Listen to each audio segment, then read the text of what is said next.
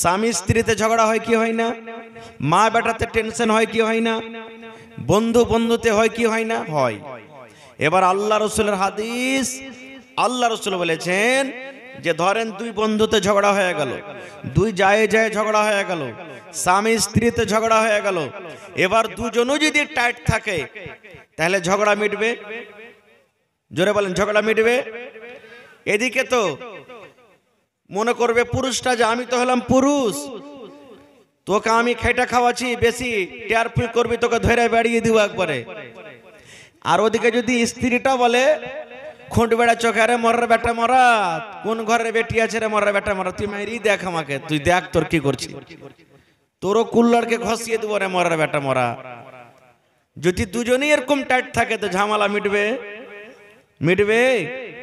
ধরেন গ্রামে গ্রামে ঝগড়া লেগে গেল, গ্রামে গ্রামে ঝগড়া লেগে গেল। এবার এক দল বলছে, এ শালা তুই জমিদার আছিস, তুই নিজের বাপের থাক, তুই আমাকে খাইটা খাওয়াইস না, বেশি টেয়ার করবি তো তোর চোখ তুলে নেবো একবারে। ওপর থেকে তখন আর এক দল যদি দৌড়িয়ে যায় বলে, বাপের যদি বেটা হইস, এক মার যদি জন্ম নিয়ে থাকিস, তাই আমাকে মেরে দেখা। ঝগড়া মিটবে? মিটবে? মিটবে না। আল্লাহ রসুল বলেছেন, এরে আমার উম্মতের দল, জান্নাত যাওয়ার অনেক আমল রয়েছে রে উম্মত। জান্নাত যেতে গেলে বিভিন্ন রকমের আমল রয়েছে, কিন্তু আমলদের মধ্যে একটা আমল এটা। আল্লাহ রসুল বলেছেন, উম্মত রে, দুই ভাই ঝগড়া লেগেছে, গ্রামে গ্রামে ঝগড়া লেগেছে, বাপ বেটাতে ঝগড়া লেগেছে, চাচা ভাতিজাতে ঝগড়া লেগেছে, পড়োশিতে ঝগড়া লেগেছে, মিয়া বিবিতে ঝগড়া লেগেছে। আল্লাহ রসুল বলেছেন, দুজনের মধ্যে যে সবর করে নিবে, যে সবর করবে, ওই লোকটাকে রব্বুল আলামিন কিয়ামতের দিন জান্নাত দান করবেন। যদিও লোকটা দোষী নয়, যদিও লোকটা হকের পরে আছে, যদিও লোকটা সহি রাস্তাতে আছে, তবে বলছেন আল্লাহ রে, আমি সবর করব। যা ভাই তুই বড় হয়ে থাক, যা রে বেটা তুই বড় হয়ে থাক, যা হে নানা তুই বড় হয়ে থাক, যাকে মা তুই বড় হয়ে থাক, আমি ছোট হয়ে যাব, তোর সাথে আমি ঝগড়া করব না, তোর সাথে আমি লড়াই করব না, আমি সবর করব, সবর করব। আর আল্লাহর কাছে দোয়া করছি, আল্লাহ রাব্বুল আলামিন যেন তোমাকে হেদায়েত দান করেন। এই নিয়তে যে সবর করবে, আল্লাহ রাসূল বলেছেন, উম্মত কিয়ামতের দিন ওই লোকটাকে আল্লাহ রাব্বুল আলামিন জান্নাত দান করবেন। ঝগড়া হয়েছে, যে সবর করছে ও সহি রাস্তাতে আছে, আর যে ঝগড়া করছে বেশি বেশি করে ও ভুল রাস্তাতে আছে, গলত রাস্তাতে আছে, জুলুম করছে। এবার রাসূল বলছেন, ওই লোকটা মানে দুজনের মধ্যে যে কেউ যদি সবর করে নেয়, ঝগড়া না করে, ঝগড়াটাকে শান্তি করে দেয়, রাসূল বলছেন তার জন্য জান্নাত আছে। কত বড় আমল, কত বড় আমল। আচ্ছা, আর একটা প্রশ্নের উত্তর দেন তো, এই জমিনের উপরে সব থেকে তাকাতওয়ার কে বলেন তো? হাদিসের কথা বলছে, সব থেকে শক্তিমান জমিনের উপরে আসমানের তলাতে সব থেকে শক্তিমান তাকাতওয়ার কে বলেন না জি ভাই? জি, আল্লাহ রাসূলের জামানাতে একজন সাহাবী, আপনারা যেমন আজকে বসে বসে জালসা শুনছেন, আল্লাহর নবী সাহাবী রেখে বললেন, ও আমার সাহাবীর দলেরা, জমিনের উপরে সব থেকে কে তাকাতওয়ার শক্তিশালী মানুষ হলো বলো তো? একজন সাহাবী পট করে বলছেন, নবীজি, দু চার জনকে একসাথে যে লড়ে ফেলবে সে হলো তাকাতওয়ার। বলছেন দুই চার জনকে বীরের মতন যে একবার লাঠিতে পাটিতে একবার এমন ওমন এই ঘোষা ওই ঘোষা দিবে, ও হলো কি? তাকাতওয়ার। আল্লাহ রাসূল বললেন না, একটু আওয়াজ দেন না যে ভাই। আল্লাহ রাসূল বললেন, না রে বাবা না, ও তাকাতওয়ার নয় রে বাবা, জমিনের উপরে আকাশের তলাতে ওই লোকটা হলো সব থেকে শক্তিমান, ওই লোকটা হলো সব থেকে তাকাতওয়ার। আল্লাহ রাসূল বলেছেন, রাগ উঠে গেছে, এমন রাগ হয়েছে, বন্দুক পেলে গুলি চালিয়ে দিব, লাঠি থাকলে মেরে দিব, খুঁট বেড়া থাকলে ছেড়ে দিব, হাঁচা থাকলে চালিয়ে দিব, তীর থাকলে ছেড়ে দিব, বললাম সুলফি থাকলে মেরে দিব, এরকম রাগ হয়ে গেছে। আল্লাহর নবী বলেছেন উম্মত এরকম রাগকে যে কন্ট্রোল করবে, এরকম রাগকে যে খেয়ে নিবে, এরকম রাগের পরে যে ব্রেক করবে, এরকম রাগকে যে দেবে নিতে পারবে, আল্লাহ রসুল বলেছেন উম্মত জমিনের ওপরে ওই লোকটা হলো সব থেকে শক্তিমান। হয় না এরকম? ভাই ভাই হয়তো 1 কাঠা জমি নিয়ে 1 কাঠা জমি নিয়ে আইলে, এই যে মুসলমান আইল কাটতে বেশি জোর, আইল কাটছে, হাল বাইবে তখন টেঁড়া করে কোদল চোপাইবে, আর একজন এসে বলে সাল আর বেটা সাল তুই আইল কাটবি, পিছন থেকে দিলে এক কোদল মাথা ছিতরে দিল ওকে। সুবহানাল্লাহ। একটু বাঁচাতে গিয়ে কয় বিঘা নষ্ট হবে? হবে না? হবে না? যারা বলেন হবে না? হবে না? হবে। তো রাসূল বলছেন যে সবর করবে, নিজের গোসাকে যে ঠান্ডা করতে পারবে, আল্লাহ রাসূল বলেছেন ওই লোকটা হলো সবথেকে শক্তিশালী। এবার বলবেন হাজী মাওলানা কিয়ামতের দিন হিসাব তো অনেক প্রকারের হিসাব হবে, বেশি কথা আপনাদের সামনে আমি বলবো না। খো আল্লাহ রাসূল আরেকদিন সাহাবায়ে কেরামকে প্রশ্ন করছেন মাল মুফলিস। আজকে শুধু কয়েকটা সওয়াল জবাব করব আপনাদের সামনে। আল্লাহ রাসূল একদিন সাহাবীদেরকে বলছেন মাল মুফলিস, হে আমার সাহাবীরা, মুফলিস কে? গরিব কে? সুবহানাল্লাহ। এবার সাহাবায়ে কেরাম বললেন ইয়া রাসূলুল্লাহি লা দিরহামা ওয়ালা দিরহামা, যার কাছে টাকা নাই, যার কাছে পয়সা নাই গো নবীজি, সে হলো গরিব। আমরা গরিব কাকে বলি? যার কাছে টাকা পয়সা নাই। আর এই জামানাটা এমন হয়েছে ভাই যে যার টাকা নাই পয়সা নাই ওর কোনো ইজ্জত সম্মানও নাই। আছে না নাই? বিচারে পয়সা দেখবেন, তাও একটা ধনী লোক একটা গরিব লোকের যদি বিচার হয়ে যায়, যে কোনো মিটারে হোক, এখন বেশিরভাগে মুখ দেখা বিচার হবে। হ্যাঁ, ও মুখিয়ার বেটা, সরপঞ্চের বেটা, ও মুলবির বেটা, হাজির বেটা, জমিদারের বেটা, ওর দিক থেকে যদি খেলাপে কথা কহিতে কাল আমাকে বেড়ে ফেলে দিবে। ও ভুল পথে আছে, তাও দেখবেন ওদিকে ফেসলা করবে। আর একটা গরিব এই যে টাকা ছেড়েতে পারলে না, কান্দে কান্দে কান্দে কত কোন রকম লোকজনকে জমা করেছে, কিন্তু গরিব টাকা দিতে পারলে না, মাল নাই, যার কারণে বিচারি হেরিয়েছে। রে মুসলমান, একটা হাদিসের কথা শুনেন বন্ধুরে। আল্লাহ রসুলের জামানাতে এক মহিলা চুরি করেছিল। মহিলাটা কত বড় লোক, বড় খানদানের লোক। ওই বেটি ছেলেটা ধনী লোকের বেটি, ওই মেয়েটা ধনী লোকের স্ত্রী, বড় ঘরের নারী, মালদার ঘরের বেটি। চুরি করেছে, চুরিতে কিন্তু ধরা পড়ে গেছে। বড় ঘরের বেটি চুরি করেছে, চুরিতে ধরা পড়ে গেছে। এবার কেস কোথায় চলে গেলেন? নবীর দরবারে। নবীর দরবারে হাজির হয়ে গেল কেস। হুজুর, ওই উমুক খানদান যা আছে গ্রামের ভিতরে, বড় লোক, বড় খানদান, ওয়ারকে বেটি চুরি করেছে আর ধরা পড়ে গেছে। এবার শরীয়তের ফয়সালা কি? চুরি করতে গেলে কি কাটা পড়বে ভাই? জোরে বলেন। হাত কাটা পড়বে। এইবারে তখন যার ঘে স্ত্রী, যার ঘে বেটি চুরি করেছে, ওর মনে ছটপটি লেগে গেল। আরে নবীর দরবারে চলে গেছে ফয়সালা, নবী তো হাত কাটবে ছাড়বে না, নবী তো হাত কাটবে ছাড়বে না। আর আমরা বড় মানুষ, খানদানওয়ালা লোক, জমিদার মানুষ, আর আমাদের যদি বহু বেটির যদি হাত কাটা পড়ে, তাহলে শালা বাঁচার থেকে মরে যাওয়াটাই ভালো। ইজ্জত সম্মান কোনটা থাকবে? না, এরকম করে হবে না। এক কাজ কর, নবীর কাছে পায়রাবি পাঠা। এখন যেরকম চলছে না কিনা কিনি, আপনাদের এলাকাতে আছে? হানা বলেন না ভাই, আছে? হ্যাঁ, কিনা কিনি চলছে, যাই যে না যাই সব হারিয়ে গেল। তো বলছে যে নবীর কাছে পাঠা কোন সুপারিশ করনেওয়ালাকে।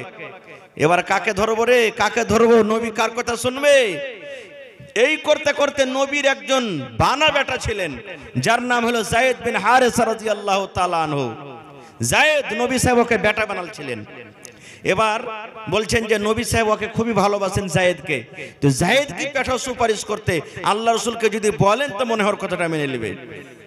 এবার ওর খানদানের লোক সব এসে যায়েদকে বলছেন, যায়েদ একটা কাজ করতে পারবে? বলছে কি? বলছে আরে আমাদের খানদানের মেয়ে ছেলেরা চুরি করে ধরা পড়েছে, নবীর দরবারে কেস চলে গেছে, নবী হাত কেটে দিবেন, ফয়সালা হলো শরীয়তের এটা।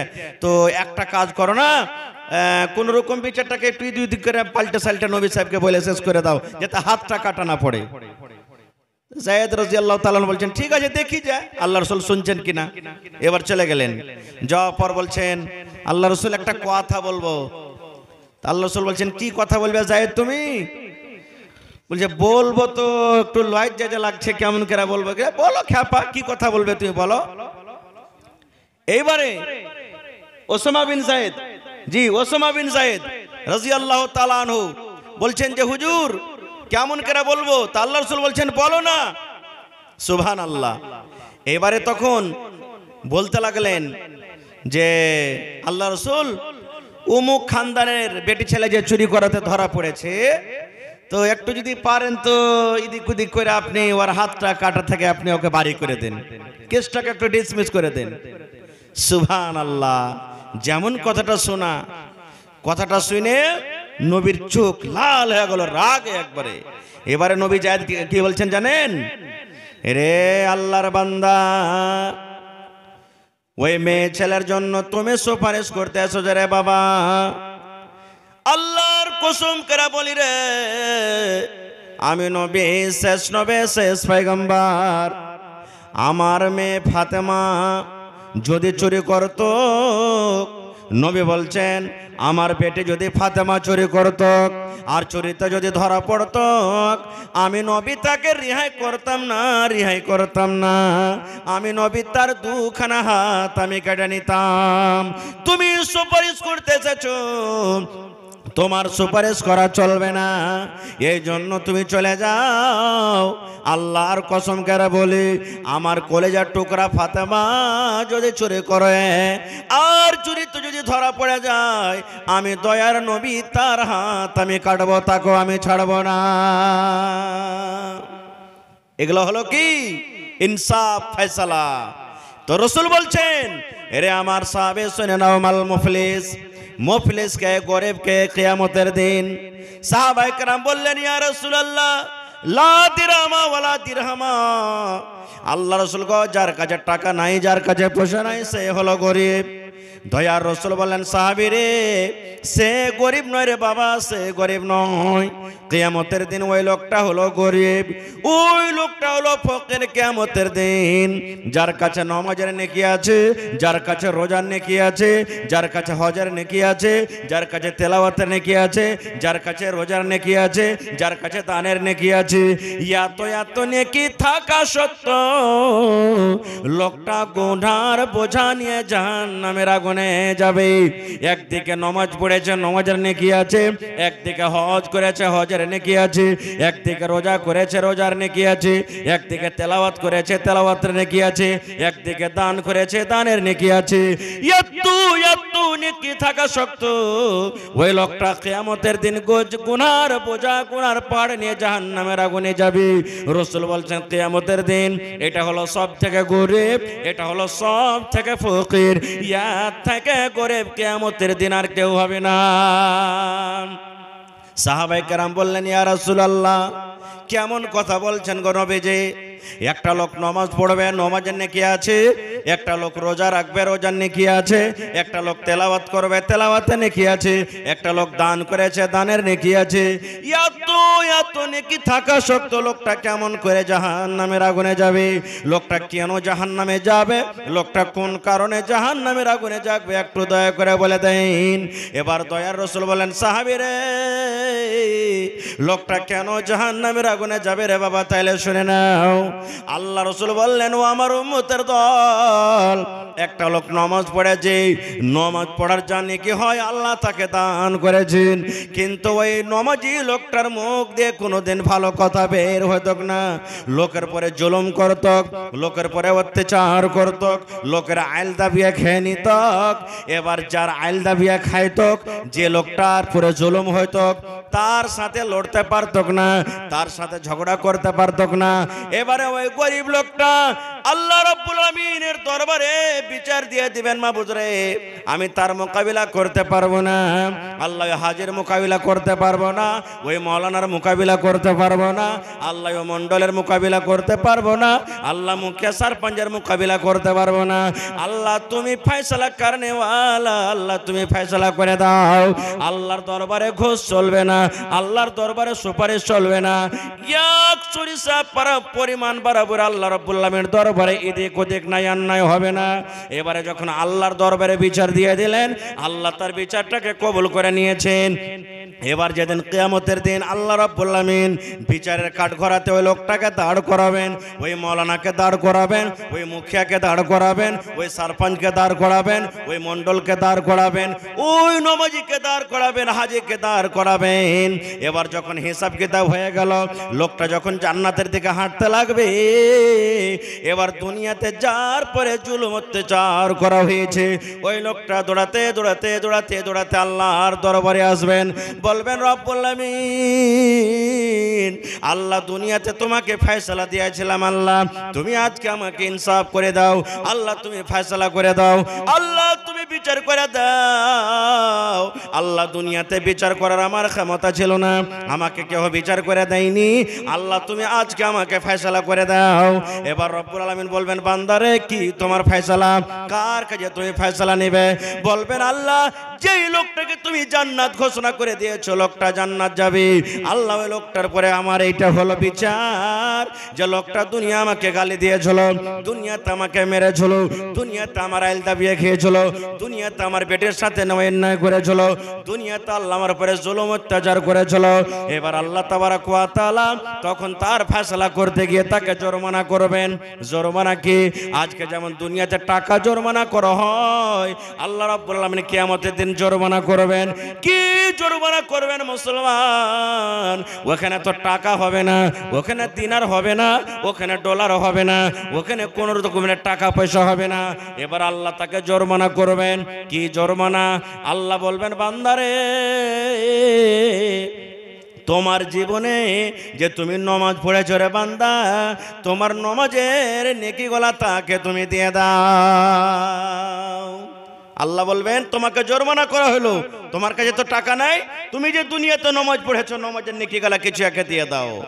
হয়ে গেল একটা ফয়সালা। আবার লোকটা জান্নাতের দিকে হাঁটবে, আবার একটা লোক চলে আসবে, আল্লাহ আমার মুরগি মেরে খেয়েছে, আল্লাহ খাসি মেরে খেয়েছে, তুমি ফয়সালা করে দাও। আল্লাহ আবার ওকে জরিমানা করবে, টাকা তো নেই, যা হজের নেকি তুই দিয়ে দে। এই করতে করতে রাসূল বলেছেন নেকি যা জীবনে করেছিল সব শেষ, কিন্তু দাবেদার শেষ হলো না, দাবেদার দাবা করতে আছে, এবার ফের জরিমানা করা হবে তাকে। আর তো নেকি নাই, নেকি কি দিবে?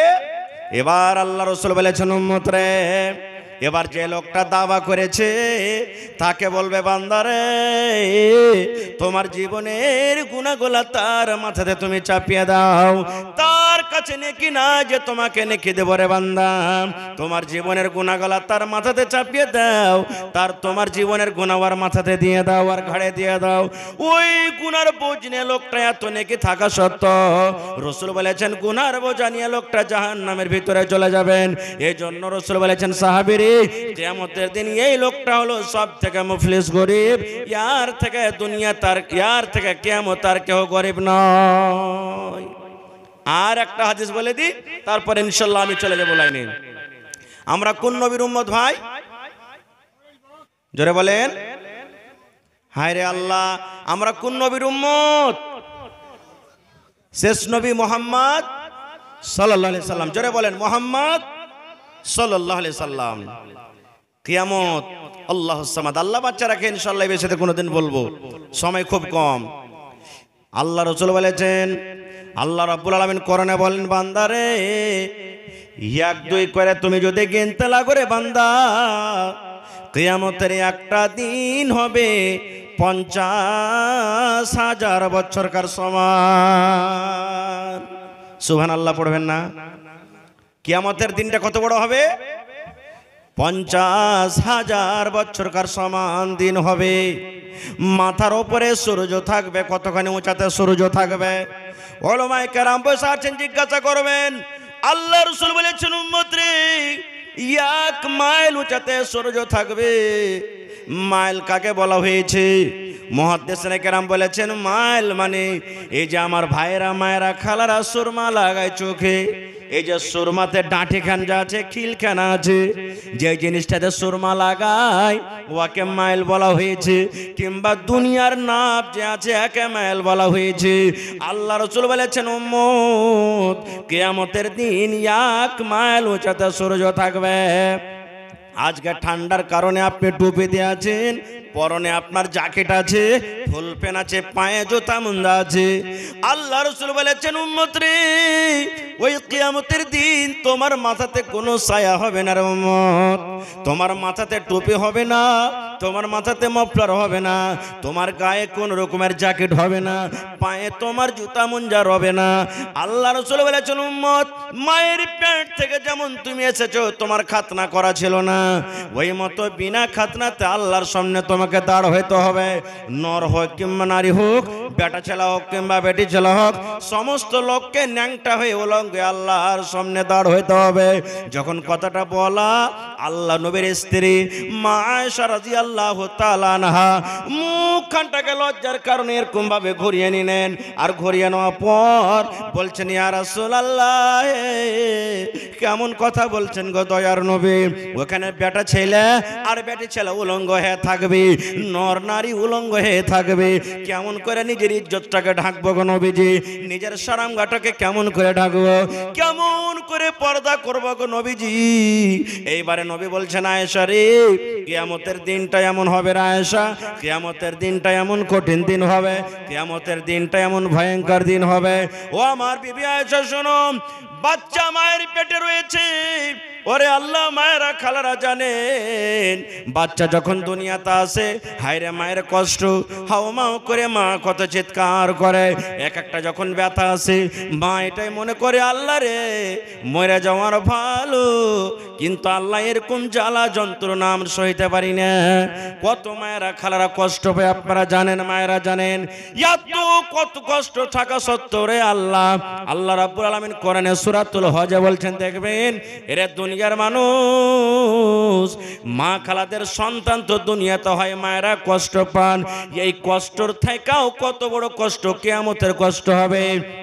আল্লাহ বলেন কিয়ামতের ডরে, কিয়ামতের ভয়ে, কিয়ামতের ভয়ে ওই মা খালাদের পেট থেকে কখন বাচ্চা খালাস হয়ে যাবে ওই মায়েরা জানতে পারবে না যে আমার পেটে বাচ্চা আছে, কে খালাস হয়ে গেছে। এত কঠিন। আপনারা বলেন এই যে সামনে রোজা আসছে কয়েক মাস পর, রোজার দিনে যেদিন দিনটা করা হয় সেদিন এমন মনে হয়েছে যে কিছু খাবো না, 2, 4, 5 গ্লাস 10 গ্লাস যা আছে শুধু শরবতই পান করবো। এরকম হয়েছে না, হয় না? এরকম হয়েছে না, হয় না? ভাই যারা পিছনে আছেন ভাই সামনে থেকে সামনে চলে আসেন ভাই, সাইড দিয়ে মেহরবানি করে। আর যারা পাশে আছেন পাশে যান একটু মেহরবানি করে। তো ভাই আমার খারজা হোক, এই রমজান মাসে রোজার দিনে যেদিন একটু দিনটা করা হয় পানি খাওয়ার মনে হয় না, হয় না? জোরে বলেন হয় কি হয় না? ইফতারি করতে যাবেন, সুবহানাল্লাহ, আপনাকে নাস্তা দিয়েছে, খাওয়ার মন হবে না, পানি খেয়ে চলে যাবেন মনে এরকম হয়। ওরে আল্লাহ রাসূল বলেছেন উম্মত রে, ওই কিয়ামতের দিন, ওরে সুবহানাল্লাহ, মাথার উপরে সূর্য, এই যে আজকে ঠান্ডা না লেগে যায়, শীত না লেগে যায়, উপরে টেন্ট লাগা হয়েছে, এবার তো আসমান থাকবে না, টেন্ট থাকবে না, মসজিদ থাকবে না, মাদ্রাসা থাকবে না, কোনো গাছগাছালের ছায়া থাকবে না, মাথার উপরে মাত্র সূর্য ধরা হয়ে যাবে। আল্লাহ রাসূল বলেছেন ওই কিয়ামতের দিন কোনো ইন্দারা হবে না, কোনো কল হবে না, কোনো মোটর হবে না, একটাই কুয়া থাকবে, একটাই পুকুর থাকবে, একটাই নদী থাকবে, একটা হজ থাকবে, সেই হজের নাম হবে হাউজে কাউসার। আল্লাহ রাব্বুল আলামিন নবীকে বলছেন ইন্না আতাইনা কাল কাউসার, হে নবী কিয়ামতের দিন আমি আল্লাহ আপনাকে একটা হজ দান করব, যে হজটার নাম হবে কাউসার, যে পুকুরটার নাম হবে কাউসার, যে কুয়াটার নাম হবে কাউসার। কাউসারের পানিটা কেমন হবে? আল্লাহ রাসূল অন্য হাদিসে বলেছেন উম্মত রে, দুধ যে দেখো তোমরা সাদা হয়, দুধের মতন পানিটা সাদা হবে। শাহাদ মধু যা আছে, মধু তো এক মিষ্টি হয়, এই মধু শাহাদ থেকে পানিটা মিষ্টি হবে। আল্লাহ রাসূল বলেছেন দুনিয়াতে আমরা টিনের গ্লাসে, স্টিলের গ্লাসে, কাঁচের গ্লাসে আমরা কাঁচের গ্লাসে আমরা খাই, পানি পান করি। আল্লাহ রাসূল বলেছেন উম্মত রে, আল্লাহ তাবারক ওয়া তাআলা কিয়ামতের দিন নবীকে হজ দান করবেন। হজের কাঁদাতে কাঁদারে সোনা এবং চাঁদের কাটোরা থাকবে, পানিটাকে পান করাবে আমার আপনার দয়ার নবী, পানি পান করাবেন। পানির গুণ কত হবে ওরে আল্লাহ! আল্লাহ রাসূল বলেছেন উম্মত রে, আমি নবী আমার উম্মতকে এক গ্লাস পানি ধরিয়ে দিব। ওই এক গ্লাস পানি যখন পান করা হয়ে যাবে রে উম্মত, জান্নাত যাওয়া পর্যন্ত আমার উম্মতকে কিন্তু আর পিপাসা লাগবে না। 50,000 বছরকার সমান দিনে আর তাকে পিপাসা লাগবে না, এত পানির গুণ হবে কিনা ভাই? মাশাআল্লাহ। এই গ্রামে বাড়ি নাকি? সন্দালপুর থেকে মুরসালিন ঠিকাদার ভাই 2000 টাকা দান করেছেন, মাশাআল্লাহ। আর 2 মিনিট সময় লিব ভাই, দেন ইনশাআল্লাহ আমি কালেকশনের দিকে যাব। তো ভাই আর 3000 টাকা পারবেন না দিতে আল্লাহর হস্তে? প্রথম মাদ্রাসার জন্য আল্লাহ আপনাকে ভালো রাখবে, দোয়া করছি যাতে আল্লাহ আরো বড় ঠিকাদার আপনাকে বানায়। 1000, মাশাআল্লাহ। ঠিক আছে, দেন। মুরসালিন ভাই 3000 টাকা দান করলেন, আমি দোয়া করে দিচ্ছি ভাই ইনশাআল্লাহ পরে। তো ওই কিয়ামতের দিন হাউজে কাউসারের পানি এক গ্লাস পান করবেন, 50,000 বছরকার সমান দিনে আর পিপাসা লাগবে না। কার হাতে পানি পান করতে হবে? কে পানি পান করাবেন? জোরে বলেন। নবীজি পানি পান করাবেন। আচ্ছা বলেন তো, মনে আশা লাগে না যে নবীর হাতে পানি পান করব? আকাঙ্ক্ষা হয় না? হানা বলেন, আশা আছে যে নবীর হাতে পানি করব। আল্লাহ রাসূল একদিন সাহাবীরাকে বলছেন, সাহাবীরে, যে আমার উম্মত হবে নবী, আমি কিয়ামতের দিন তাকে হাউজে কাউসারের পানি পান করাবো। একজন সাহাবী তখন প্রশ্ন করে দিলেন, ইয়া রাসূলুল্লাহ, কেমন করে আপনি নিজের উম্মতকে চিনতে পারবেন গো নবীজি? ওখানে মুসা নবীর উম্মত, ওখানে আপনার উম্মত, ওখানে ইদ্রিস নবীর উম্মত, ওখানে ইউসুফ নবীর উম্মত, ওখানে দাউদ নবীর উম্মত, ওখানে ইলিয়াস নবীর উম্মত। দুনিয়াতে যত নবী এসেছেন সমস্ত নবীর উম্মত এক জায়গাতে জড়ো থাকবেন। নবী গো, কেমন করে আপনি নিজের উম্মতকে চিনতে পারবেন? কেমন করে নিজের উম্মতকে চিনে আপনি ওই কিয়ামতের দিন হাউজে কাউসারের পানি পান করাবেন? হুজুর, কেমন করে আপনি নিজের উম্মতকে চিনবেন? রাসূল উদাহরণ দিয়েছেন। রে আমার সাহাবী, শোনো তো, একটা লোকের ঘোড়া আছে, সমস্ত ঘোড়া হলো কালো। ঘোড়ার রং কি? জোরে বলে। কালো। 200, 300, 400, 500 যত ঘোড়া থাক, সমস্ত ঘোড়ার রং হলো কালো। আর একটা লোকের ঘোড়া আছে চিতকাবরা। চিতকাবরা বুঝেন? চক্রা পোখরা যাকে আমরা বলি, বুঝতে পারছেন তো? চক্রা পোখরা ঘোড়া দৌড়াতে দৌড়াতে কালো ঘোড়ার মধ্যে যদি ঢুকে যায়, তো রাসূল বলছেন কালো ঘোড়ার ভিতরে ওই চক্র পোখরা ঘোড়াটা চিনতে পারা যাবে না? যাবে না? হানা বলেন, যাবে না? যাবে না? যাবে। দয়ার রাসূল বললেন, ও আমার সাহাবীরা, তোমরা শুনে নাও, ওই কিয়ামতের দিন